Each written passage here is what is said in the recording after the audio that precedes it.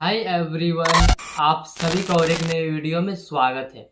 तो दोस्तों, जब भी आप किसी ऑफिस में जॉब करते हैं तो जब आप स्पेशली जब फ्रेशर होते हैं तो उस टाइम आपको कुछ चीज़ों का प्रॉब्लम फेस करना पड़ता है। जैसे कि जब भी आप लेजर क्रिएट करते हैं तो उस समय आपको समझ में ही नहीं आता है कि लेजर के अंदर जैसे कि होते हैं टोटल 28 ग्रुप्स होते हैं। किसी भी लेजर को जब आप बनाते हैं, क्रिएट करते हैं, उस टाइम आपको वहाँ पर टोटल 28 ग्रुप्स देखने को मिलते हैं।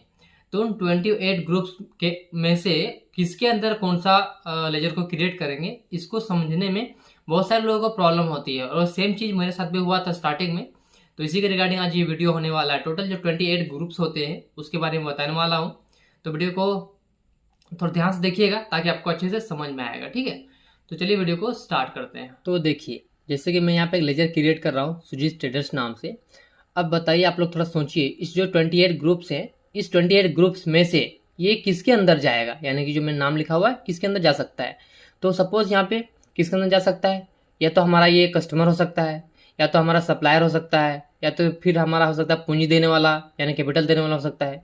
यानी कि इस 28 ग्रुप्स में से किसी न किसी एक के तो अंदर आएगा, पक्का बात है।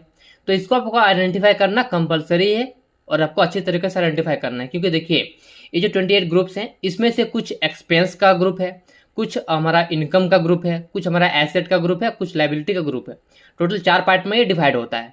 ठीक है, तो इसको आपको आइडेंटिफाई करना जरूरी है परफेक्ट तरीके से। जो भी आप नाम लिखते हैं, यानी कि जो भी लेजर क्रिएट करेंगे उसके अकॉर्डिंग आपको ये सिलेक्ट करना है। तो चलिए, आज की इस वीडियो में हम लोग चारों पार्ट को डिवाइड करेंगे, यानी कि इसमें से एसेट कौन सा है, एंड हमारा लाइबिलिटी कौन सा है, एक्सपेंसेस कौन सा है, एंड हमारा इनकम्स कौन सा है।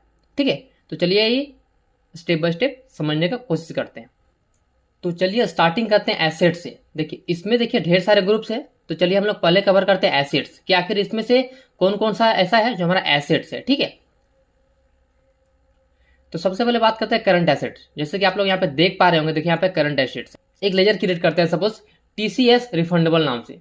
ठीक है, क्या करते हैं, टीसीएस रिफंडेबल नाम से लेजर जब क्रिएट करेंगे तो उस केस में आपको डालना है करंट एसेट में।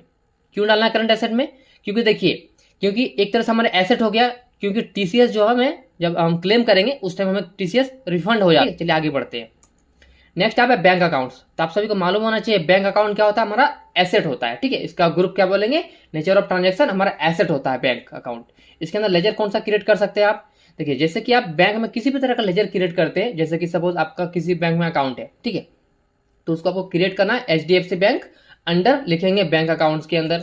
वैसे अगर आपके पास एसबीआई का अकाउंट है तो आप लिखेंगे वहां पे SBI account under bank accounts.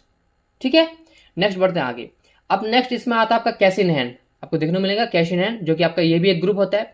अब देखिए इसके अंदर क्या क्या होता है, तो आप सभी को मालूम होना चाहिए कि कैश इन हैंड जो है बाय डिफॉल्ट एक कैश नाम से एक लेजर बना होता है जिसका अंडर होता है कैश इन हैंड। वो बाय डिफॉल्ट बना होता है, लेकिन आप चाहे तो और भी बना सकते हैं, जैसे कि पेटी एक्सपेंसेस। जब पेटी एक्सपेंस का आप जब लेजर क्रिएट करते हैं उस टाइम आपको कैश इन हैंड के अंदर रखना होता है। ठीक है, यानी कि ये भी हमारा एक तरह से एसेट हो गया।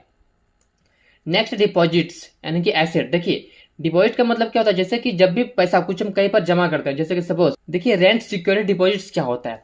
सपोज मैंने एक शॉप लिया हुआ है रेंट पे, ठीक है, और देखिए ऐसा जनरली होता है कि जब भी हम किसी शॉप को रेंट पे लेते हैं तो वन टाइम हमें जब हम फर्स्ट टाइम जब उसको रेंट पे लेते हैं तो उस टाइम हमसे सिक्योरिटी मनी लिया जाता है, यानी कि 50,000 1 लाख तो रुपए, यानी कि कुछ भी अमाउंट हो सकता है, उस टाइम हमसे लिया जाता है। जैसे कि हम झारखंड में उससे बोलते हैं पगड़ी, यानी कि एक तरह से उन्होंने पगड़ी दिया हुआ है फर्स्ट टाइम। जब उसका हम दुकान को छोड़ देंगे तो वो पगड़ी मुझे वापस कर देगा, यानी कि वो पैसा हमें वापस कर देगा, जिसे बोलते हैं सिक्योरिटी मनी। ठीक है, तो यानी कि जब भी हम एक तरह से कोई रेंट हो गया या फिर किसी भी तरह का सिक्योरिटी मनी किसी भी पर्सन को देते हैं, किसी भी कंपनी को देते हैं, तो उसे हम डालते हैं डिपॉजिट्स के अंदर। और जब उसका कंपनी यानी कि जब रेंट पे हम रह रहे हैं उस जगह को छोड़ देंगे हमेशा के लिए, तो वो सिक्योरिटी मनी हमें वापस कर देगा वो। ठीक है, इसको बोलते हैं, ये भी एक तरह से हमारा एसेट हो गया। तो जब भी आप इस तरह से कुछ लेजर क्रिएट करेंगे तो आपको उसको अंडर रखना है डिपॉजिट्स एसेट के अंदर। ओके, आगे बढ़ते हैं।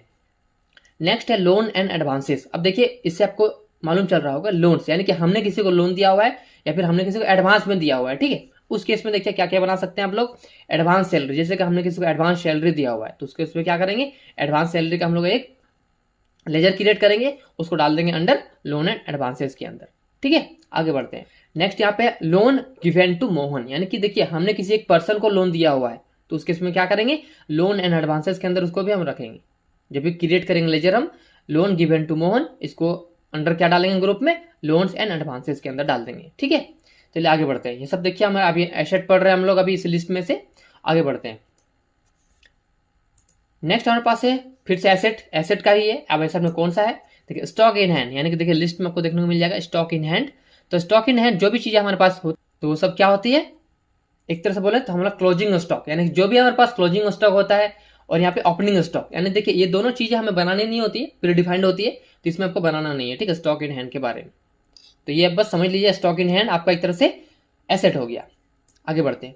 नेक्स्ट है सन्ड्री डेटर्स, यानी कि हमारे कस्टमर्स। देखिए सन्ड्री डेटर्स यानी कि जो भी हमारे कस्टमर्स होते हैं वो हमारे लिए एसेट हो गए, क्योंकि वहां से कभी न कभी हमें पैसा आएगा, ठीक है। इसके लिए आप सन्ड्री डेटर्स में आप कोई सा भी कस्टमर का नाम लिख सकते हैं, जैसे कि आप लेजर क्रिएट करते होंगे तो आप सभी को मालूम होगा, ठीक है। जब भी हम सपोज हमने एक लेजर क्रिएट किया एबीसी प्राइवेट लिमिटेड जो कि हमारा कस्टमर है, तो उसको हम लोग अंडर डाल देंगे ग्रुप में सन्ड्री डेटर्स के अंदर, ठीक है। आगे बढ़ते हैं। नेक्स्ट है फिक्स एसेट। अब देखिए फिक्स एसेट क्या होता है, जैसे कि हम एग्जांपल की बात करें, यहाँ पे सीसीटीवी कैमरा हो गया, कंप्यूटर अकाउंट हो गया, तो ये सब क्या होता है, देखिए सपोज हमने अपने कंपनी के लिए सीसीटीवी कैमरा लगाया हुआ है, यानी खरीदा हुआ है, लगाया हुआ है, तो उसको हमने अपने यूज़ के लिए यानी कंपनी के यूज़ के लिए लगाया हुआ है ना, उसको सेल करने के लिए तो हमने परचेस नहीं किया हुआ है, तो उसको बोलेंगे फिक्स एसेट, यानी कि ऐसा चीज़ें जो अपने कंपनी के यूज़ करने के लिए हम परचेस करते हैं उसे बोलते हैं फिक्स एसेट, जैसे कि सीसीटीवी कैमरा हो गया, कंप्यूटर अकाउंट हो गया, एटसेट्रा। ओके, आगे बढ़ते हैं। नेक्स्ट है इन्वेस्टमेंट, यानी कि देखिए हम किसी भी तरह का इन्वेस्टमेंट करते हैं वो सब भी हमारे लिए एक तरह से एसेट हो गया। इसमें जैसे आ गया म्यूचुअल फंड, यानी कि हमने म्यूचुअल फंड में इन्वेस्ट किया हुआ है, इस तरह से किसी भी स्कीम में हमने अगर इन्वेस्ट किया हुआ है तो उसे हम लोग डालेंगे इन्वेस्टमेंट के अंदर, ठीक है। आगे बढ़ते हैं। नेक्स्ट है मिसलेनियस एक्सपेंसेस। अब देखिए हमने जो अभी इतना कुछ देखा इससे पहले, थोड़ा देर पहले अभी इतना कुछ जो हमने देखा एसेट के बारे में, अगर उसमें से किसी के भी अंदर नहीं आता है तो उस केस में हम लोग डालेंगे इसको मिसलेनियस एक्सपेंसेस के अंदर, ठीक है। तो और इसका यूज देखिए बहुत ही कम होता है, इसलिए इसका मैंने एग्जांपल आपको नहीं दिया हुआ, ठीक है। यानी कि जितना मैंने बताया ऊपर में भी, उसमें से अगर आपको किसी में भी अगर नहीं आता है वो आपका लेजर, तो आपको लास्ट में इसके अंदर एक्सपेंस के अंदर डाल देना है, ठीक है। आगे बढ़ते हैं। नेक्स्ट बात करते हैं आप लायबिलिटी का। एसेट हमने देख लिया, इतना सारा एसेट था इसमें से। अब बात करते हैं लायबिलिटी, इसमें कौन कौन सा है। सबसे पहले ब्रांच एंड डिवीजन। अब देखिए इसके अंदर क्या है, गोडाउन। जैसे कि हमने सपोज अपने लिए कहीं पे गोडाउन लिया हुआ है, ठीक है, तो हमारे लिए एक तरह से वो लायबिलिटी हो गया ना कि गोडाउन का हमें रेंट पे करना है, वहाँ का जो मेंटेनेंस चार्जेस वगैरह है उसको भरना है, तो यानी कि इस तरह से हमारा ये लायबिलिटी, ठीक है। आगे बढ़ते हैं। नेक्स्ट यहाँ पे कैपिटल अकाउंट। तो आप सभी को मालूम होना चाहिए कैपिटल अकाउंट का मतलब होता है पूंजी, यानी कि किसी ने हमें पूंजी दिया हुआ है, यानी कि देखिए सुजीत महतो ने हमें पूंजी दिया हुआ है, यानी कि हमारे कंपनी के ऊपर लायबिलिटी है कि हमें सुजीत महतो को जो है वो पैसे वापस करने हैं, ठीक है। तो इसको बोलते हैं लायबिलिटी। कैपिटल अकाउंट का नेचर क्या होता है, लायबिलिटी होता है। आगे बढ़ते हैं। नेक्स्ट है रिजर्व एंड सरप्लस। देखिए ये भी एक तरह से बोल सकते हैं कि आपने फ्यूचर के लिए, जैसे कि आपको नाम से ही मालूम हो रहा होगा रिजर्व, यानी कि हमने रिजर्व करके रखा हुआ है कुछ अमाउंट को, जो कि किसी के भी नाम से हो सकता है या फिर किसी भी कंपनी के नाम से हो सकता है, यानी कि हमने फ्यूचर के लिए कुछ पैसों को सेव करके रखा हुआ है ताकि फ्यूचर में हमारा वो पैसे काम देगा, ठीक है। चलिए आगे बढ़ते हैं। नेक्स्ट है करंट लायबिलिटीज। अब देखिए इसमें क्या क्या हम लोग कुछ लेजर बना रहे हैं, ठीक है, और हमारा किसी भी एक जैसे कि ब्रांच एंड डिवीजन के अंदर नहीं आ रहा है, कैपिटल के अंदर नहीं आ रहा है, रिजर्व एंड सरप्लस के अंदर नहीं आ रहा है, तो जब भी किसी के अंदर नहीं आएगा सबसे लास्ट में आपका ये ऑप्शन होता है करंट लायबिलिटीज में आपको डाल देना है, ठीक है। चलिए यहाँ पे एंटर करेंगे तो इसमें देखिए सबसे पहले जो हमारा ग्रुप कौन सा होता है, जैसे कि ड्यूटीज एंड टैक्सेस। तो देखिए इसमें ड्यूटीज एंड टैक्सेस कब आता है, जैसे कि हम क्रिएट करते हैं लेजर किसी भी तरह का टैक्स से रिलेटेड, जैसे कि सीजीएसटी एसजीएसटी लेजर क्रिएट करते हैं, उस टाइम हम क्या डालते हैं ड्यूटीज एंड टैक्सेस के अंदर। वैसे अगर हम बात करें आईजीएसटी लेजर क्रिएट करेंगे तो हम क्या डालेंगे ड्यूटीज एंड टैक्सेस के अंदर। वैसे अगर हम बात करें हमें टीडीएस का लेजर क्रिएट करेंगे तो किसके अंदर डालेंगे ड्यूटीज एंड टैक्सेस के अंदर, यानी कि जब भी टैक्स से रिलेटेड बात होगा तो हम डाल देंगे उसको under duties and taxes group में, ठीक है। आगे बढ़ते हैं। नेक्स्ट यहाँ पे और लायबिलिटी में है क्या है, सन्ड्री क्रेडिटर्स। अब देखिए जितने भी हमारा सप्लायर है वो सब हमारे लिए क्या हुआ, लायबिलिटी हुआ कंपनी के लिए, ठीक है, यानी कि हमें अपने सप्लायर को आज नहीं तो कल पैसा देना ही पड़ेगा, ओके। जिसमें से कोई सभी नाम हो सकता है जो कि आपको आइडेंटिफाई करना है आपका परचेस बिल को देख के कि आपका कौन सा सप्लायर। चलिए नेक्स्ट बात करते हैं अब यहाँ पे लोन्स लायबिलिटी व्यू। जैसे कि मैं सिंपली बात करूँ यहाँ पे तो ये देखिए स्पेशली लोन्स लायबिलिटी बैंक से रिलेटेड, यानी कि बैंक ओडी। ओडी का फुल फॉर्म होता है ओवरड्राफ्ट एंड ओसीसी का फुल फॉर्म होता है ओपन कैश क्रेडिट। यानी देखिए ये जो लोन होता है ये लोन हमेशा आपको बैंक से मिलता है, ठीक है। तो जब भी आपने बैंक से लोन लिया हुआ है तो आपको रखना है यहाँ पे लोन्स के अंदर रख सकते हैं bank OD and bank OCC के अंदर, ठीक है। आगे बढ़ते हैं। और यहाँ पे है सिक्योर्ड लोन्स। अब सिक्योर्ड लोन में क्या क्या आएगा, सपोज आपने कहीं से लोन लिया हुआ है जिसमें आपने अपना गोल्ड को एज ए गिरवी रखा हुआ है, या फिर अपना जो आपका लैंड का यानी ज़मीन का है, आपने अपना ज़मीन का डॉक्यूमेंट को सिक्योरिटी के लिए दिया हुआ है, यानी कि सिंपली बोले तो कुछ ना कुछ आपको गिरवी रखना पड़ेगा, उसके अगेंस्ट में आपको जब भी कुछ लोन वगैरह मिलता है उस केस में आप यहाँ पे इस तरह से लेजर क्रिएट कर सकते हैं। ठीक है, जैसे कि आपने सपोज एबीसी प्राइवेट लिमिटेड कोई भी कंपनी है जहाँ से आपने लोन को लिया हुआ है एज ए सिक्योरिटी मनी, तो आप लिख सकते हैं एबीसी प्राइवेट लिमिटेड एंड उसके अंदर भर देंगे सिक्योर्ड लोन। ठीक है, और नरेशन लिख देंगे यहाँ पे गोल्ड लोन। आगे बढ़ते हैं, नेक्स्ट यहाँ पे अनसिक्योर्ड लोन, यानी कि देखिए अब इसमें अनसिक्योर्ड लोन में क्या होता है, आप किसी से भी लोन लेते हैं, जैसे कि आपने अपने रिश्तेदार से अपने दोस्त से लोन लिया हुआ है, उस केस में आपको किसी भी तरह का सिक्योरिटी मनी तो यानी कि सिक्योरिटी के लिए कुछ तो डॉक्यूमेंट या फिर आपका गोल्ड कुछ तो देना नहीं पड़ा ना, उसे बोलते हैं अनसिक्योर्ड लोन। यानी कि ये आप जनरली आप लोग ये दोस्त वगैरह कहीं से रिलेटिव से ले लेते हैं। जैसे कि हमने यहाँ पे रखा पूजा महतो, एक हमारा जो लोन हम देने वाली पार्टी है यानी कि हमारा रिलेटिव में है, तो उन्होंने हमें लोन दिया हुआ था तो उसको हमने रखा हुआ अनसिक्योर्ड लोन के अंदर, क्योंकि ये हमसे किसी भी तरह का जो रेंट का डॉक्यूमेंट हो गया, गोल्ड वगैरह किसी भी तरह का कुछ सिक्योरिटी नहीं लिया जाएगा इसके लिए। ठीक है, चलिए नेक्स्ट बात करते हैं यहाँ पे सस्पेंस अकाउंट। देखिए सस्पेंस अकाउंट का बात करें तो एक तरह से जनरल लेजर होता है, यानी कि इसमें किसी भी तरह का इफेक्ट नहीं होता। जैसे कि देखिए इसको क्यों दिया गया है, सपोज आपको कहीं से पैसा रिसीव हुआ 10,000 रुपये, लेकिन आपको पता ही नहीं चल रहा है कि वो पैसा आपका कहाँ से आया हुआ है, तो उस केस में क्या होता है, टेम्पररी तरह से आपको एंट्री करने के लिए दिया जाता है सस्पेंस अकाउंट। आप इसको सस्पेंस अकाउंट में डाल दीजिए। ठीक है, बाद में आप इसको चेंज कर लीजिएगा। टेम्पररी बेसिस पे ये ग्रुप होता है। ठीक है, इसको आप फिक्स कभी भी नहीं कर सकते। आगे बढ़ते हैं, नेक्स्ट है प्रोविजंस। देखिए प्रोविजंस एक तरह से हो गया जैसे कि हम फ्यूचर में होने वाले खर्चे को एक तरह से एडजस्ट करके रखते हैं। जैसे कि बात करें हम यहाँ पे सैलरी पेबल, जैसे कि हमने एक वीडियो में आपको समझाया भी था। ठीक है, कि सैलरी पेबल क्या होता है, जैसे कि हम जनवरी की सैलरी कब देंगे, फरवरी में देंगे, फरवरी महीने का सैलरी मार्च में देंगे, मार्च का सैलरी अप्रैल में देंगे ना। तो उस तरह देखिए मार्च महीने में हमारा, क्योंकि हमारा ईयर क्लोज होता है यानी कि फाइनेंशियल ईयर का लास्ट महीना होता है यानी कि फाइनेंशियल ईयर क्लोज होता है, तो जब भी ईयर क्लोजिंग होता है उस टाइम में हमें ये सब एंट्री शो करना होता है पेबल वगैरह एंट्री का। ठीक है, पेबल एंट्री हमेशा मार्च महीने में किया जाता है। चलिए आगे बढ़ते हैं, रेंट पेबल, जैसे कि मैंने एग्जांपल दिया रेंट का ही, तो रेंट पेबल का भी आप प्रोविजन के अंदर रख सकते हैं। आगे बढ़ते हैं, तो हमारा जो लाइबिलिटी तक खत्म हो गया। अब बात करते हैं इनकम्स का, कि इस लिस्ट में से आप इनकम में कौन कौन सा आता है एंटर करेंगे। सबसे पहले डायरेक्ट इनकम। अब देखिए इसमें से आपको डायरेक्ट इनकम देखने को मिल जाएगा यहाँ पे।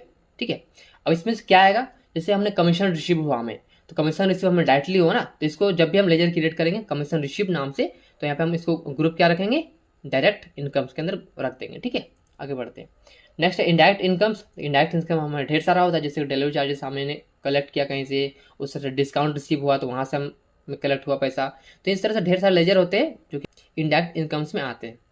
आगे बढ़ते हैं, नेक्स्ट सेल्स। अब देखिए सेल्स हमने किया तो वहाँ से भी हमें इनकम हुआ, तो इसलिए सेल्स भी जो होता है हमारा इनकम के अंतर्गत आता है। ठीक है, आगे बढ़ते हैं, इनकम हो गया। अब बात करते हैं एक्सपेंसेस का। एक्सपेंसेस में कौन कौन सा ग्रुप आता है, इसमें सबसे पहले डायरेक्ट एक्सपेंसेस। अब देखिए डायरेक्ट एक्सपेंसेस में क्या क्या आएगा, फ्रेट। हमने जैसे कि किसी को फ्रेट के लिए पेमेंट किया, तो देखिए उस एक तरह से हमारे क्या हो, डायरेक्ट एक्सपेंसेस में हमारा खर्चा हो गया। ठीक है, वैसे अगर हम बात करें यहाँ पे तो हम बोल सकते हैं अनलोडिंग चार्जेस, यानी कि हमने अपना व्हीकल से जो सामान है उसको खाली करवाया लेबर के थ्रू से, तो उसको बोलेंगे अनलोडिंग चार्जेस। ओके, नेक्स्ट यहाँ पर मिलेगा आपको देखने को इनडायरेक्ट एक्सपेंसेस, यानी कि और भी खर्चा, कुछ एक्स्ट्रा खर्चा जैसे कि होता है इनडायरेक्टली, उससे जैसे कि सैलरी खर्चा हमने कर दिया, बोनस हमने किसी को दे दिया एटसेट्रा, यानी कि इस तरह से जो खर्चा होता है उसको रखते हैं इनडायरेक्ट एक्सपेंसेस के अंदर। आगे बढ़ते हैं, नेक्स्ट है परचेस। अब देखिए हमने कुछ परचेस किया तो हमारे लिए एक तरह से खर्चा हो गया ना। तो ये था एक बेसिक वीडियो जहाँ पे मैंने आपको 28 ग्रुप्स में से कौन सा लाइबिलिटी होता है, कौन सा एसेट होता है, कौन सा एक्सपेंस होता है, कौन सा इनकम होता है, वो सब मैंने बताया। और देखिए आप इसका अगर एडवांस वीडियो देखना चाहते हैं तो अपनी जो भी कमेंट करके हमें बता सकते हैं कि हमें एडवांस वीडियो चाहिए इसका, क्योंकि ये था बेसिक वीडियो। तो आई होप आप सभी को अब क्लियर हो गया होगा सारी चीज़ें। और देखिए इस वीडियो के बाद भी अगर आपके मन में किसी भी तरह का और भी सवाल है तो अपने जो कमेंट सेक्शन में हमसे पूछ सकते हैं। बाकी अगर आपको वीडियो अच्छा लगा तो वीडियो को लाइक जरूर करें, चैनल पर नए हैं पहले बार आए तो चैनल को सब्सक्राइब करें, साथ ही बेल आइकन को जरूर प्रेस करें ताकि आपको नोटिफिकेशन हमेशा मिलते रहेगी। तो चलिए दोस्तों, वीडियो को यहाँ तक देखने के लिए बहुत बहुत धन्यवाद। मिलते हैं अगले वीडियो में।